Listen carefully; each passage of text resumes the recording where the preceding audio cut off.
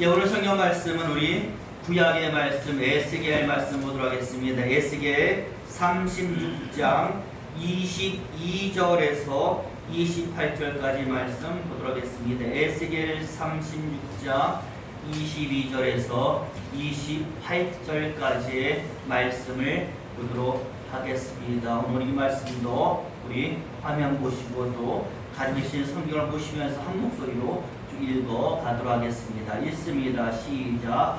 그러므로 너는 이스라엘 족속에게 이르기를 주 여호와의 말씀에 이스라엘 족속아 내가 이렇게 행함은 너희를 위함이 아니요 너희가 들어간 그 열국에서 더럽힌 나의 거룩한 이름을 위함이라.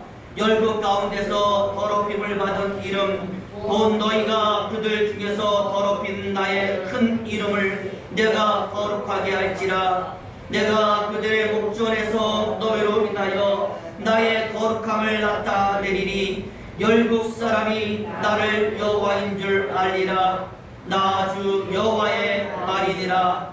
내가 너희를 열국 중에서 취하여 내고 열국 중에서 모아 데리고 고토에 들어가서 맑은 물로 너희에게 뿌려서 너희로 정결케 하되 곧 너희 모든 더러운 것에서와 모든 우상을 섬김에서 너희를 정결케 할 것이며 또 새 영을 너희 속에 두고 새 마음을 너희에게 주되 너희 육신에서 굳은 마음을 제하고 부드러운 마음을 줄 것이며 또 내 신을 너희 속에 두어 너희로 내 율례를 행하게 하리니 너희가 내 규례를 지켜 행할지라.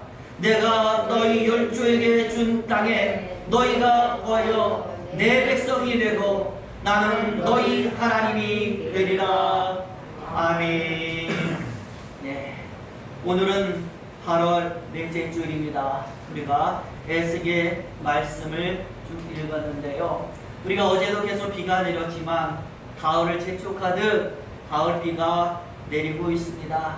부디 이 가을비에 우리 모든 근심과 걱정도 다 쓸려 내려가기를 바라면서 우리 옆사람과 같이 한번 오늘도 인사하도록 하겠습니다.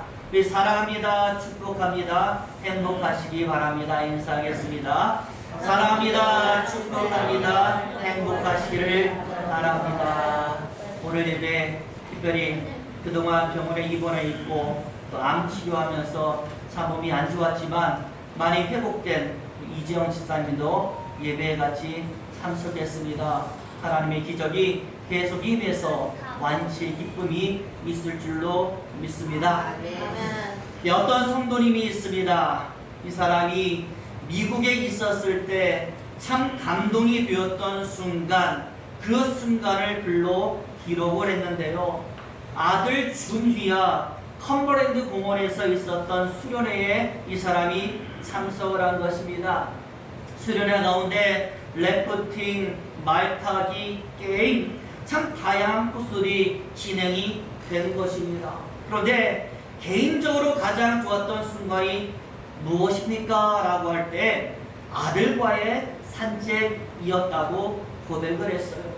원래는요 래프팅을 하는 순서였습니다. 그런데 아들의 나이가 6살이라 어리기 때문에 아직 래프팅을 할 수가 없는 겁니다. 그러니 숙소에 그냥 둘이 멀뚱멀뚱 쳐다볼 수만 있을 수는 없으니까 아들과 함께 폭포 근처를 산책을 한 것입니다. 한 20분 정도 걸리는 거리거든요. 하지만 아이가 어리잖아요. 1시간 넘게 같이 걸어 다닌 것입니다. 처음에는요 그렇게 지루할 수가 없었다는 겁니다. 사실은 어른이니까 빨리빨리 걷고 싶은데 아이가 어떻게 어른 걸음을 따라오겠어. 아이의 보조에 맞춰서 걸어가야 되니까 너무 천천히 걸으니 이게 지루한 것이고요. 또 경사가 좀 높은 곳이 나오면 다 일일이 손을 잡아줘야 되는 것이고 계단 같은 곳은 붙들어주고 다녀야 되니까 평소보다도 더 힘이 든 산책길이었다라는 것입니다. 그런데요 점점 아이의 손을 잡고 길을 가는데 그 고사리 같은 작은 아이의 손에서 온기가 자신의 손으로 전해지는데 그렇게 가슴이 메이고 행복할 수가 없었다는 겁니다. 아예 체온과 모든 것이 전해지는 감격, 전율이니까 너무나도 좋았다라는 것입니다. 그러면서 이 사람이 생각을 합니다. 나도 이렇게 아이의 손을 잡고 걷느니 1시간이 즐겁고 좋은데 우리 하나님, 우리의 손을 잡고 걸어가는 시간을 얼마나 좋아하실까 생각을 하니까 하나님과의 시간을 그동안 내가 많이 허비한 것이 그가 후회가 되었고, 그래서 결심하기를 내가 이제 앞으로 하나님과의 시간을 더 많이 늘려야겠다라고 다짐하는 계기가 되었다라는 것입니다. 여러분 그렇습니다. 우리 하나님은 그 무엇보다도 당신의 자녀 우리와 함께하는 시간을 더 좋아하시는 줄로 믿습니다. 우리 생활 속에서 하나님을 더 많이 생각하시고 그분에게 우리의 모든 시간을 더 많이 내어줄 수 있는 저와 여러분 되시기를 예수 이름으로 축원을 드립니다. 네, 오늘 우리가 에스겔서의 말씀 한 부분을 읽었는데요. 여러분, 에스겔은 구약의 선지자입니다. 어떤 메시지를 선포했습니까? 라고 할 때 이스라엘의 심판과 관련한 메시지를 전하고 예언한 선지자로 유명하다라는 겁니다. 그리고 심판을 이야기하고 있기 때문에 이 심판이 있게 된 원인, 사람의 범죄를 강조하고 있고 그 범죄를 심판하시는 하나님의 모습이 에스겔서에 자세하게 나와 있습니다. 특히 이 심판의 메시지 속에서 중요한 것이 심판을 하시는데 하나님께서 사람을 구별하신다라는 부분이 아주 중요합니다. 죄를 미워하셔서 심판하시고 벌을 주셨는데 믿는 자의 경우에는 그 사람을 사랑하기 때문에 다시금 회복을 면하사 새 길을 주신다는 것, 이게 바로 에스겔의 선지자의 메시지 중심이 되는 것입니다. 그러니 저와 여러분, 이 모든 심판의 메시지를 듣는 저와 여러분들은 무엇을 하라고 에스겔이 이야기하고 있는 것일까요? 바로 이것입니다.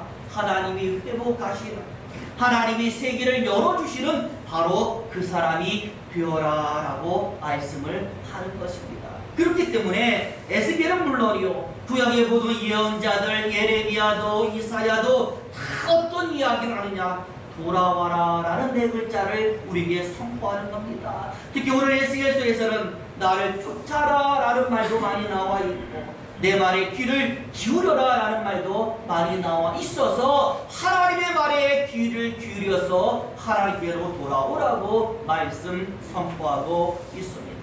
오늘 본문도 마찬가지입니다. 그동안의 심판의 메시지는 이제 다 끝이 났습니다. 그리고 회복이 명하여지고 있습니다.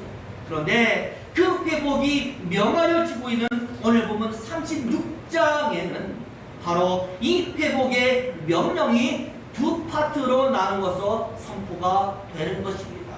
1절에서 15절에 나와 있고 16절에서 마지막 절까지 나와 있는데 1절과 15절 말씀 보면은요, 산이라고 하면서 이스라엘 땅, 바로 이 땅을 내가 회복시키겠다라고 하면서 땅의 회복을 하나님이 선언하십니다. 그리고 16절 말씀부터는 땅이 회복되니까 그 다음에 무엇이 회복되어야 될까요? 그 땅에 사는 사람들이 회복되어야 되지 않겠습니까? 그래서 그 땅에 사는 사람들, 이스라엘 백성들에 대한 회복이 나오고 있는 것입니다. 오늘 본문의 말씀이 바로 그것이 되는 것이죠. 하나님이 회복하신 이스라엘 땅에 사는 이스라엘 사람들, 그 사람이 회복되고 있는 것입니다. 그렇기 때문에 더 넓은 의미의 말씀을 제가 드리자면 이스라엘 사람뿐만이 아니라 장차 하나님이 회복시키실 하나님의 땅에 들어가서 살게 될 하나님의 모든 사람들의 회복, 저와 여러분들도 회복된다라고 하는 하나님의 말씀이 바로 오늘 본문의 말씀이 되는 것입니다. 하나님께서 우리를 회복시키십니다. 특히 여러분, 오늘 본문은 바로 이 하나님의 회복과 관련한 네 가지 사항이 순차적으로 나와 있는데 아주 중요합니다. 잘 들으시길 바랍니다. 하나씩 살펴보면 먼저 하나님께서 왜 이런 일을 하시는가? 그냥 가만히 있어도 되는데 왜 국대여 하나님께서 귀찮게 회복을 면하시면서 이런 일을 실행하고 있는가라고 하는 아주 근원적인 이유인데요. 오늘 부분 22절에 나와 있습니다. 우리 22절 말씀 한번 보여주세요. 22절 같이 한번 읽도록 하겠습니다. 읽습니다. 시작. 그러므로 너는 이스라엘 족속에게 이르기를 주 여호와의 말씀에 이스라엘 족속아 내가 이렇게 행함은 너희를 위함이 아니요 너희가 들어간 그 열국에서 더럽힌 나의 거룩한 이름을 위함이라. 아멘. 여러분, 이 원래 회복이란 단어의 뜻이 무엇입니까? 제가 사전을 찾아보니까요, 회복 그러면서 더럽혀진 것들을 돌려놓는 것, 이게 바로 회복이라고 되어 있어요. 여러분, 사람의 범죄가 무언가를 더럽혀 놓았다라고 하는 것입니다. 그런데 무엇을 더럽혀 놓았을까라고 봤더니 오늘 본문에 뭐라고 나왔습니까? 하나님의 이름을 더럽혀 놓았다라고 하는 것이죠. 사람의 범죄가, 그러니까 우리의 범죄가 우리만을 더럽힌 것이 아니라 하나님도 더럽혔다라고 말씀을 하는 거예요. 그러니 하나님께서 하나님의 이름이 더럽혀진 채로 그냥 있을 수는 없는 것 아니겠습니까? 그래서 그 더럽혀진 하나님의 이름, 하나님의 명예, 하나님의 영광을 다시 살리시는 것입니다. 중요한 것은요, 바로 이런 하나님의 액션에 우리가 뭘 얻어요? 유익을 얻게 되노라. 하나님의 이런 행하심이 항상 우리에게는 은혜로 임하신다는 것, 이것이 중요한 줄로 믿습니다. 그래서 성경이 말하죠. 하나님이 임하시면, 하나님이 움직이시면 우리는 은혜가 충만하게 됩니다. 여러분 그렇지 않겠어요? 하나님이 움직이실 때, 무언가를 하실 때 그 속에서 망한 성도를 여러분 보신 적이 있습니까? 저는 본 적이 없어요. 하나님 움직일 때마다 성도는 다 흥했고 일어났고 다시 세워졌고 풍성해지고 부유해지고 승리한 줄로 믿습니다.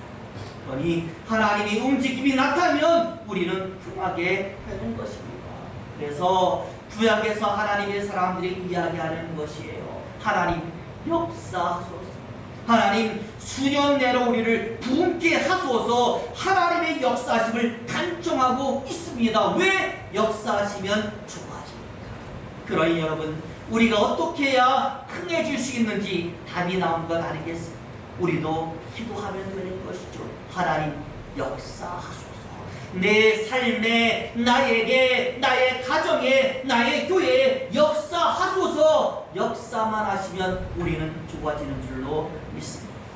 그 다음에 두 번째로, 그럼 하나님께서 어떤 방법으로 더럽혀진 하나님의 이름을 다시 세우시는가? 여러분 25절에 그 말씀이 나와 있습니다. 우리 25절 말씀도 읽겠습니다. 읽습니다. 시작. 맑은 물로 너희에게 뿌려서 너희로 정결케 하되 곧 너희 모든 더러운 것에서와 모든 우상을 숨김에서 너희를 정결케 할 것이며.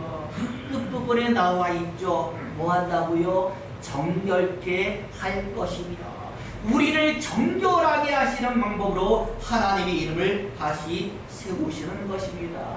왜냐하면 우리의 범죄 때문에 하나님의 이름이 더럽혀졌으니까 우리를 깨끗하게 바꾸시는 것입니다. 그리고 이제 세 번째로, 그럼 어떻게 우리를 정결하게 만드시는가? 그 방법이 나와야 되지 않겠습니까? 두 가지 방법이 나오는 거예요. 25절에 하나 나와 있고 26절에 하나가 나와 있는데 25절 말씀을 읽었으니까 26절을 또 읽습니다. 26절 읽습니다. 시작. 또 새 영을 너희 속에 두고 새 마음을 너희에게 주되 너희 육신에서 굳은 마음을 제하고 부드러운 마음을 줄 것이며. 아멘. 여러분 무엇을 준다고요? 새 영을 줍니다. 하나님의 영을 줍니다. 그러니까 맑은 물로 우리를 씻겨서 우리를 정결케 하시고 새 영, 하나님의 영을 보내셔서 우리를 정결하게 하시는 것입니다. 그런데 여러분 여기서 맑은 물이 무엇이겠습니까? 주석에 보니까요, 속죄 제물을 태운 재를 넣어서 만든 제사 때 사용하는 물. 그러니까요, 여러분 제사장이요 제사를 할 때 아무 물이나 사용하면 안 되잖아요. 맑고 깨끗하고 정결한 물을 사용해야 되는데 어떻게 그 물을 만드느냐? 속죄의 제물을 태워요. 태우면 재가 나오잖아요. 그 재를 물에다가 섞어서 만들면 이게 어떤 물? 정결한 물이 되는 것이에요. 그러니 여러분, 속죄의 제물이 무엇입니까? 예수님의 몸이 아니겠습니까? 우리 예수님이 속죄의 제물이기 때문에 우리를 위해서 흘리신 예수님의 보혈이 우리를 정결하게 씻기는 맑은 물이 되는 줄로 믿습니다. 그러니 하나님께서 보내시는 그 하나님의 영 성령께서 예수의 피로 인하여 맑게 씻긴 우리 안에 임하사 정결해진 우리를 다시 어떻게 해요? 범죄하지 않도록 바꿔 주신다라는 약속. 이게 오늘 본문의 말씀이 더 이상 우리가 더럽혀지지 않기 위해서 모든 일을 다 하시는 것이 바로 하나님의 모습이 됩니다. 그러면서 오늘 본문에 이렇게 하나님이 일하시니까 우리에게 어떤 결과가 나타나고 있는가? 여러분 집에 가셔서 29절부터의 말씀을 쫙 보시기 바라요. 거기에 어떤 말이 나오냐? 우리가 사는 삶의 터전이 곡식으로 풍성해진다라고 말하고, 기근이 다시는 임하지 않는다라고 말하고, 열국에게 욕을 당하지 않는다. 우리 대적들이 우리 욕하지 않아요. 왜? 욕할 거리가 없으니까. 그런 다음에 심지어는 우리가 살아가는 모습을 사람들이 보면서 에덴 동산 같습니다라고 그렇게 평가를 하고 있는 겁니다. 여러분, 흔히들 우리 에덴 동산하면 사람들이 바라는 가장 행복한 유토피아로 우리가 생각하지 않습니까? 그러니 좋아지는 겁니다. 더 이상 좋아질 수 없도록 우리 삶이 좋아지는 것이 바로 하나님의 일하심으로 나타나게 되는 것입니다. 중요한 것은 마지막 네 번째가 되는데, 그렇다면 이렇게 하나님의 일하심 속에서 우리의 모든 것이 좋아진다라면 우리는 가만히 있기만 하면 되는가? 가만히 있기만 하면 이 모든 것이 다 내게로 오는 것일까? 라고 하는 것인데요. 여러분, 그게 아니라 우리도 해야 될 부분이 있는 줄로 믿습니다. 바로 이런 하나님의 일하심 가운데 우리가 무엇을 해야 될까? 이게 바로 지금 현세를 살아가는 우리의 모습이 되는 줄로 믿습니다. 오늘 성경은요 이렇게 말합니다. 두 가지를 하면 된다라고 말씀을 하는 거예요. 그게 무엇일까요? 바로 오늘 설교 제목이죠. 한번 따라서 해볼까요? 거하라, 구하라. 뭐 하라고요?